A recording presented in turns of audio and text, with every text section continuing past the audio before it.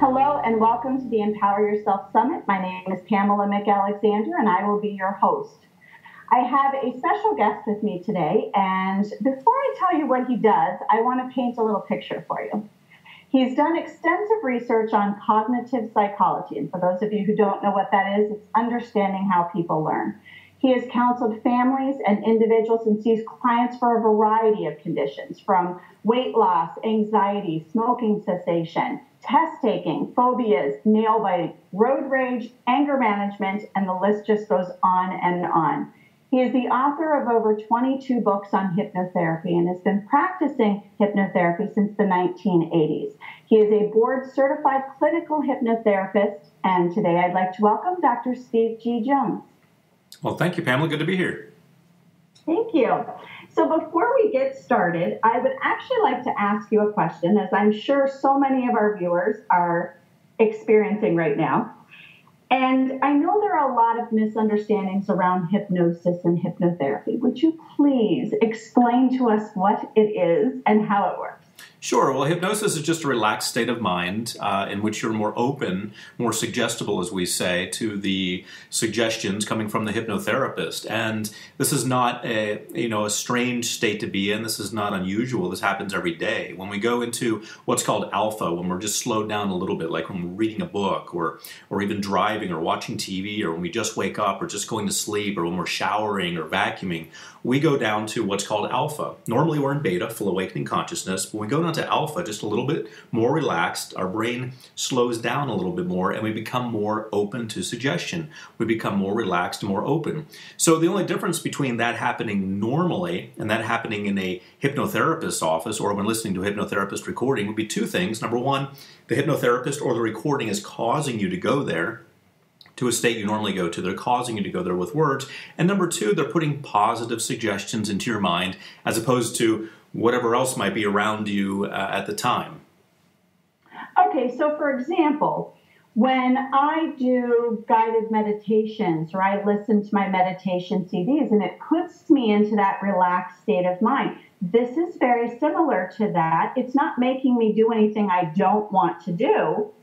Right. It's simply utilizing that brainwave pattern to help us make changes. Exactly. That alpha state is very helpful, and that is the same state that you reach with meditation or hypnosis or when you daydream. It's a natural state that you can reach through guidance or that you would reach on your own. Wonderful. Well, that's very fascinating. Thank you for clearing that up because I know that is a question a lot of people have. Sure. So where I'd like to start is if you could tell us a story from your own life where you actually struggled with self-doubt or fear or a combination of the two, how you overcame it, the steps that you took, and where it actually then puts you where you are in your life right now, which from what I can see and from what I can hear and gauge from the work that you do, you love what you do. I do. I get to help people every day, and it helps me because I'm human also. So I have my own pitfalls that I have to deal with, and it reminds me of this positive mindset, and it really empowers me as well. So for me, the journey with hypnosis all started when I was in high school. I was in Riverside Military Academy. My parents sent me there because I was a bad kid, which means that they didn't know how to control me, which means I was just a typical teenager. But some kids get threatened with military school or boarding school, and you say, "Oh yeah, whatever." Well, my parents followed through. They sent me there. So there I was, stuck in Riverside Military Academy in the early 80s in high school, and I felt bored and stuck. So I started reading a book on hypnosis that I got. It was a small paperback book called The Complete Guide to Hypnosis by Leslie LeCron, who is a PhD psychologist who unfortunately is no longer with us. It was not really complete, but it was enough to get a kid started on his way to hypnosis. So I started hypnotizing my roommates. And then I eventually learned I could use my powers for good. So the smart kids came to me wanting to study more efficiently. The athletes came to me wanting to exercise more efficiently. All these years later, it's the same thing I was doing then, except now the smart kids are NASA and the athletes are the Dodgers. But during that time, I learned how to control my subconscious mind. I learned that if I wanted to get anywhere in life, I had to increase my confidence. I was a very shy, reserved kid. and I realized that I needed to work on myself. So that's what I started doing, and through learning that, and then through following up with academic study, getting my bachelor's degree in psychology, my master's in education, my doctorate in education, I was able to learn how to not only deal with the psychological aspects of people, but through my learning education at the master's and doctorate level, I was able to learn how to share that technology with the world.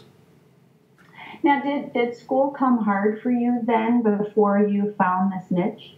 High school did. Yeah, I almost failed out of high school. In fact, I think I technically did fail out of ninth grade because I was talking to Susie, who sat next to me the whole year, and I wasn't paying attention to algebra class. So, in algebra, you walk in at the end of the year, and if you've gotten 2 A's, an A in the first half and A in the second half, you don't have to take the final. I walked into my final in ninth grade, and the teacher said, you don't have to take the final. And I hadn't paid attention, so I thought, I must have somehow gotten 2 A's, but I had gotten 2 F's. And so I had to go sit in the library during the final. So it was that kind of underachievement and, acting out that got me put in military school, which also would have been a dead end for me if I hadn't discovered hypnosis and turned it all around. Wonderful. So would you have labeled yourself as a behavioral issue child back then? I don't think so. I think my mom passed away when I was 6, and my dad had just remarried when I was 10, wow. And there was a lot of tension in the household, between me and my stepmom, just she's the new kid on the block, and I'm really a kid, and we're just kind of, battling back and forth. So it was typical teenage stuff in a what we might call a blended family. Even though she didn't have any kids of her own, she still stepped into a very difficult position with a young kid who became a teenager. So I don't think I was any more of a behavioral problem than any other kid would have been in that situation, but I do understand that they wanted to keep the peace and they didn't want anyone killing anyone, so they just sent me off. That was the easiest way to go. So then upon going to military school, and I assume this is someplace where you then lived. Yep, year-round except for summertime. Okay. So then being at military school and studying there, when you got involved in the hypnotherapist, was it just for fun? Was it something that just piqued your interest and you were curious to see how far you could go with it? Yeah, I was studying all kinds of metaphysical things also. I was just looking for a way. I was bored in school, really, and I was looking for something to read that wasn't geometry or history or anything like that. I eventually had a good psychology class they all had rank, they're all the teachers, so his name was Major Crow. That was his name, and he really got me interested at Riverside Military Academy in psychology. And that piqued my interest, so then I went to the bookstore. We were allowed to go to town every now and then in Gainesville, Georgia. I found a book I looked in the psychology self-help section, I found a book on hypnosis. I thought, that sounds interesting. So I started looking through that, and that's really what started me on my path. Which is really very interesting because, we tell our children all the time, find what it is that you're passionate about and run with it.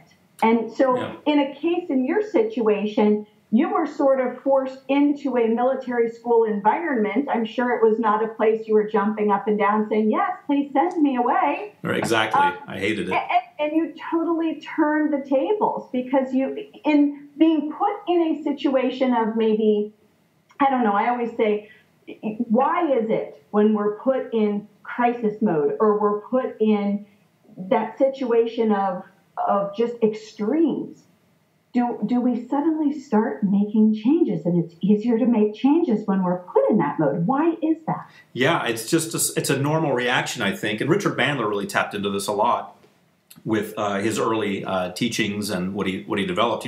If you can get someone in that heightened state where they really care about it, and they're not just kind of hanging out in an academic way, if they really care and they have to make a change, that's the state they need to be in order to make a change. So it's sort of a desperation mode that our brains go into, where we become very primal and looking for a way out, a way to fix this so it doesn't happen again, or so it stops. And that's what I was able to tap into. Now, is it possible to tap into that not being in desperation mode? It is.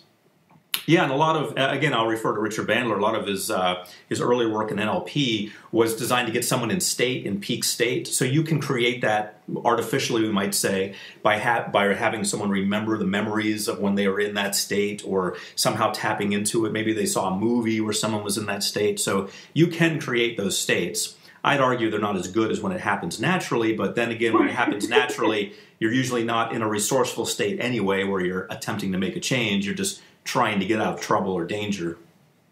But if somebody were really, truly wanting to make changes in their life, of course, at this point, maybe it's very preliminary stages. They just know there's some dissatisfaction in their life, or there's, something missing, a piece missing. How would hypnotherapy help them? Well, one of the ways it can help is by helping them discover their passion, what they want to do. A lot of times people are dissatisfied with their lives. A friend of mine, Joe Rubino, Dr. Joe Rubino, he's a dentist, but he's really not a dentist anymore because he's got to be at least 55 now. When he was in his late 30s, he discovered he didn't want to be a dentist. He wanted to help people, so he went into self-help. So sometimes the profession you're in is just because somebody told you it would be a good idea, or maybe people go into things to get power or to feel good about themselves, but it's really not what they want to do. So one of the ways hypnosis does help is by aligning you with what you really want, not what your parents said, not what you think would make money, but what you really want to do and how you can contribute to the world. Wow. So as far as when you're looking at someone, because you don't just see clients personally, you also are in a situation where you have recordings that people can listen to. Why is nighttime a better time to listen to those versus daytime? Well, people can listen to them in daytime. They just wouldn't listen to them while they're doing anything. You have to be lying down and have the place very quiet. And they're also designed to put you to sleep at the end, so you sleep through the night, so you'd have to set an alarm for the end. But nighttime is the best because you're already lying down. It's already quiet time. So if you have someone next to you who doesn't want to listen to the stop smoking recording or whatever you're listening to, you just use earbuds. Earbuds are great because you can roll over on them. I have some right here, because I listen to some of my daytime recordings throughout the day. So you just put in earbuds, and you could sleep easily with these. You won't even feel them when you lie down. So it's just an easier way to do it. You're already lying down at night. If you fall asleep, it's okay. Research shows that your eyes close, of course, but your ears don't. They stay open. So the research indicates that because they stay open, they monitor your environment. If you hear something, you'll wake up. They're monitoring your environment all the time, even while you sleep. So they can also take in information while you sleep. So I think it's just a great, very efficient way to use hypnosis at nighttime. Now, I've done some of your hypnosis CDs, and they have been great. And I always worry, it's like, okay, I really want to stay awake because I really want to hear what it's telling me. Am I losing information because I'm sleeping through half of it? No, it's actually better because your critical factor has checked out at that point. Even if you fall asleep, you're never really asleep. Your hearing is always monitoring your environment. So there's part of you that never really sleeps, and that's the part we're tapping into, the part that's still able to record information. If you hear a phone ringing while you're in dreamland, it'll become part of your dream. So right. That information is being taken in. So we're using that to your advantage during that time. You don't need to stay awake and listen to it. If you ever do want to hear what's on it, just to check it out and make sure. You can always fast forward past the hypnotic part, the part that's putting you into hypnosis, because the next part is just pure programming, and you can just listen to that during the daytime. Of course, just for safety, don't listen to it while you're doing anything. Make sure you're stabilized on a couch or something while you're listening to it, and you can hear the suggestions on there. Yeah, I have just found it to be very fascinating, and you have one of those voices that is just very relaxing, and for people that like that peace and calm, the beach sound, the ocean, I just found it to be very relaxing to fall asleep, and I have found that I sleep better. Why is that? Well, I think you sleep better because you're going into a proper sleep. The program is designed, all my hypnosis recordings are designed to relax you down to at least alpha. Remember, beta, full awakening consciousness, alpha right below that. But a lot of people go even deeper than that, into theta and delta. So it's designed to pull you down into that state of relaxation. So it's sort of like If you want to go on a journey, it's the push that the ship is going to get initially on the journey, with some sort of propeller or powerful engine. It's that push into the journey, in this case, into relaxation. And what is it about our brainwaves and our patterns that, like, for example, my favorite one, because I'm a sugarholic, big time. You can't open a pantry or a cupboard in my house and not see something that's candy or sugar related. Oh. And I'll tell you, I did your CD on eliminating sugar cravings, and it was like, seriously, opening my pantry door and just finding a bunch of gross, disgusting things in there. There was like no want or wish for any of it. And I thought, okay, this is pretty cool. Why? Excellent. It's just when you are in that relaxed state, you become more programmable. Your brain becomes more open to suggestion. You become sort of like a child. A child will accept information.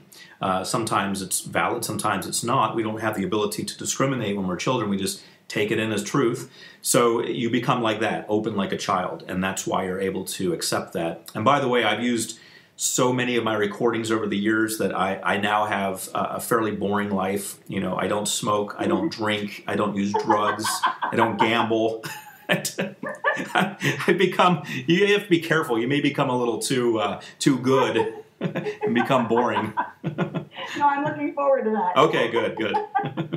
Now, so for example, and clearly, and correct me if I'm wrong, clearly it's the idea that I want to eat healthier and I want to get rid of the sugar because I know it's bad for me.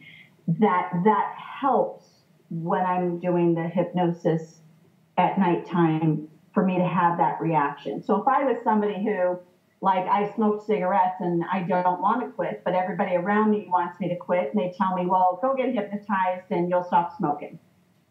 Why wouldn't that have as high of a success rate as wanting to? Well, it always helps if you're on board with the program, because, the program, whether it's a recording or someone working with you, they're going to work with you in that session, whether it's recorded or live. And then after that, you're going to be in your normal life and you're going to be with your normal friends. And so if you really don't have a desire to quit, you'll probably still continue hanging around your friends who smoke. They take a smoker's break at work, and you'll probably join them. Whereas if you do want to quit, you'll start making changes in your life that really matter, like, avoiding those people. Not eliminating your friends, but just avoiding them during the smoker's break, or, their reaction to stress may be smoking. And you may start to see through that and see, aha, there's part of the challenge. I need a different reaction to stress. I need to, get a punching bag or a dartboard or go for a run or something like that. But all of that goes hand in hand with making these baby step changes in our lives in order to be able to have the life that we want, right? Oh, absolutely. Yeah, you have to make the changes in your everyday life. If you expect it to be a magic wand, then, that's sort of dreaming. You have to be on board and accept the fact that you have responsibility in your waking life every day to start moving toward this goal also. Okay. Let me see. Tell me about some of these books that you've written. Well, I've written, I believe it's 25 books at this point. Oh, wow. A lot of them are, they're all about hypnosis in one way or another. I wrote a book on weight loss, and I wrote a book on getting things that you want. I wrote You Can Attract It with Frank Mangano, who's a consumer health advocate and a good friend of mine. And You Can Attract It is about using the law of attraction to get what you want. I bring in the hypnosis part of it. How can you program yourself to have these positive thoughts? But aside from that and the weight loss book, all the other books I've written are about how to use hypnosis. Basic hypnosis, advanced hypnosis, hypnotherapeutic scripts, hypnotherapeutic inductions and deepenings. These are all parts of a hypnosis session. So there's things designed for mostly for professional hypnotherapists who are working with clients to make their job a lot easier. I have a just off-the-wall question. Explain to me what binary beats are and how they come into play with hypnosis. Okay, you probably mean binaural beats. Sorry. But that's okay. Now, binary technology is something that I created with the help of my assistant. We had a contest, and I wanted to see who could come up with the next breakthrough, and she did. So that's how we created binary beats, and I'll explain that just in case just to be complete, binary beats are a technology that I use where the suggestion starts in one ear and then 10 seconds later it starts in the other ear, so it's offset by 10 seconds.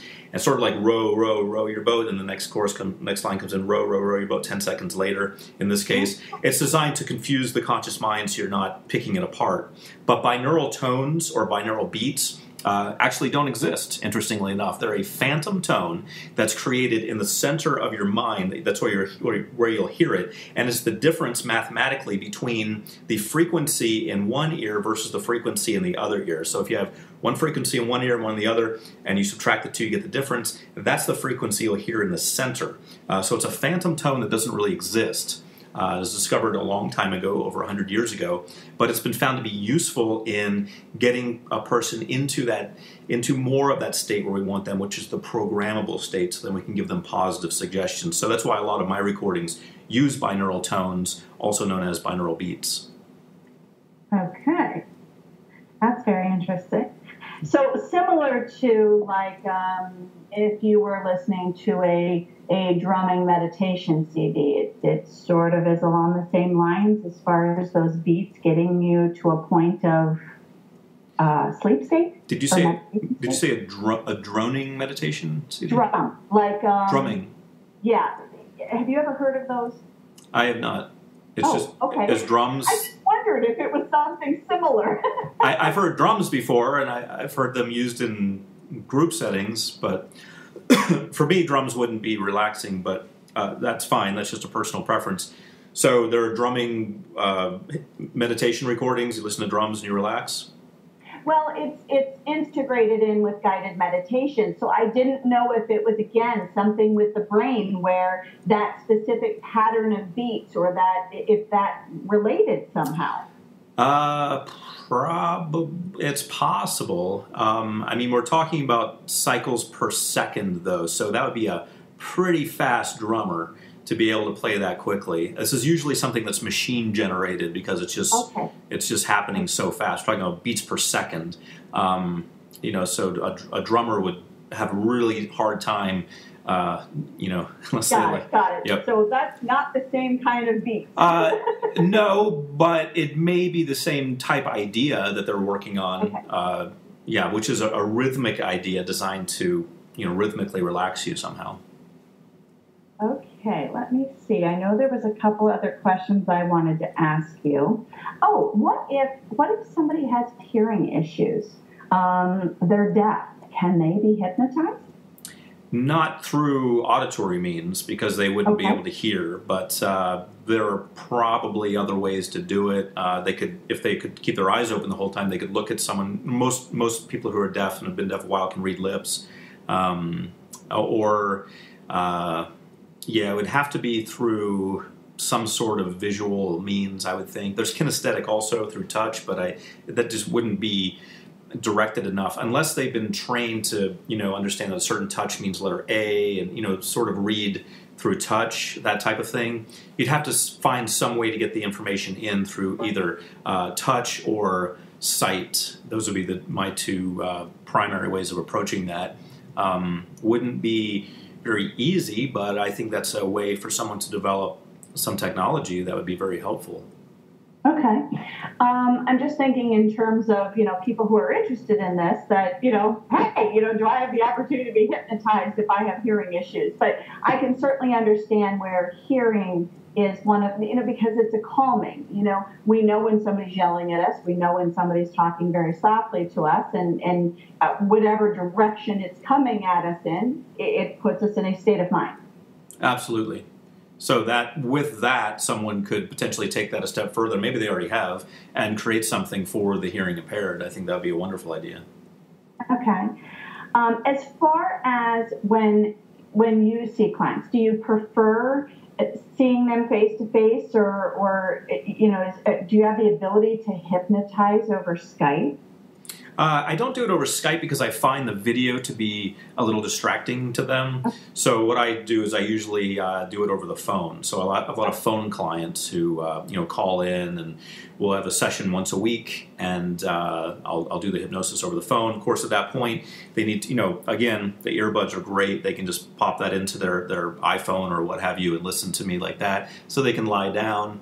I've had some people who rig up some kind of headset and use that, and just kind of lean back with that. There are all kinds of ways to do that, but hypnosis is all about words. So whether I'm in person with them or on Skype with them or on the phone with them, as long as they can hear what I'm saying, then we're all set. Now, how does it work when you're dealing with your clients? Like when you're dealing with them face to face, why is it so important, or I guess even with over the phone, why is it so important that they not be interrupted, that they be in a place where there's going to be no disturbances? Is this because you don't want to interrupt those brainwave patterns? Exactly. It's just like taking a nap. When you take a nap. Now, some people can sleep in a crowded subway, but most people need peace and quiet. Like me, I sleep with what? I'm sorry? And a dark room. And a dark room, yeah. Me, I close the curtains. I clip them closed with one of those big, paper clip things, the huge ones that have the jaws. And then after I've listened to my hypnosis session, if I get up later in the night, I come back and I put in earplugs. So I like it perfectly quiet. So there, some people are extreme like me, and some people are, the other end. Most people are somewhere in the middle. But I don't want the person disturbed. That's the main thing. I don't want them to be, woken up out of it, because the stages of sleep are identical to the stages of hypnosis. You go from beta, full awakening consciousness, to alpha, to theta, to delta. Those are also the stages of sleep. So when you're going into hypnosis, you're going into sleep states. And I don't want them to wake up out of it early. I want them to enjoy the benefit of it actually in hypnosis. Now, are there any proven health benefits to doing hypnosis? There are a lot, and when we get into research, we usually avoid the word prove in academic research, but it's been correlated with some health benefits, relaxation, and of course relaxation carries a number of health benefits with it, because when you relax, you eliminate stress. When you eliminate stress, you eliminate one of the number one killers in the world, which is stress. So, and stress can come out all kinds of ways, heart attack or, neurological problems or, all kinds of different things. So when you learn how to relax, you can actually extend your life by dealing with or heading off any of those challenges that you may have. So there's a tremendous amount of research correlating use of hypnosis to what I would say would be longevity, but in the short, immediate test results, it shows correlation to lower incidence of heart attack, lower incidence of panic attacks, all sorts of things like that. And this is because your brain is going into that kind of relaxed shutdown mode. Right, and the trick there is that you've got to do it consistently. You've got to train yourself to do that, even consciously. You've got to train yourself to do that in your waking life. When something happens, you've got to learn how to calm yourself down and be okay with it, realize it's not a big deal. And so if people learn that technology that they bring into their waking life, that's when they get all these health benefits. Now, when you mentioned conscious mind versus subconscious mind, can you kind of briefly explain the difference between the two and what part of that mind does hypnosis work on? Well, sure. Hypnosis works on the subconscious mind. So if we think about the mind as an iceberg, we have an iceberg, the majority of it is below the surface, because if we looked at the water, we'd see that it only allows the very tip to go above the surface. The rest of it is below the surface. So maybe 80% or so would be beneath the surface. And same with the mind. You have the conscious mind above. That's the part that you think with, you reason with, you think you're making rational decisions based on what you want right now, but really you're programmed by the subconscious mind, which is a collection of all the information you've gotten in the past. Where you should live, what you should wear, what you should do, how much money you should make, what kind of car you should drive. It's all in there. And it's all in your subconscious mind from your programming. So that becomes your reality. It's not right or wrong. It's just what you think about the world. And it's what you've put together for survival.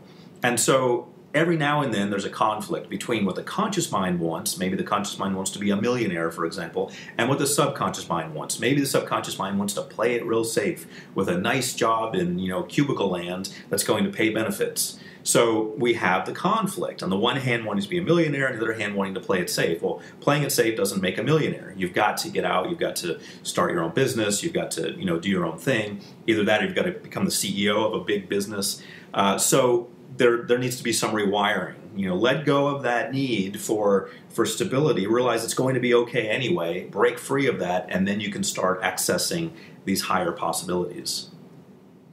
Wow, that was very impressive. I liked that response because I think that's kind of a first step for people when they're in this process of, okay, here's how I've been programmed to think, to believe, to deal with my life, and knowing that there's that opportunity for change out there, but understanding that it's going to require some reprogramming of those beliefs in order for that to happen. Absolutely. So when do we use our subconscious mind then? Almost always, and that's the good and bad news. You're using your subconscious mind almost always. It's directing you. Even if you think, I'm going to go to the store and buy something special today, you'll buy something special based on what your programming is. You go to buy a car, you think, I'm going to buy a unique car. Well, your unique decision will be based on your program that's already in there. So the fact is that we're always being told what to do by our subconscious mind. So the trick is to reprogram the subconscious mind so it starts feeding up positive information or information that will actually be useful to us in our goal seeking that we're currently working on. Huh, okay.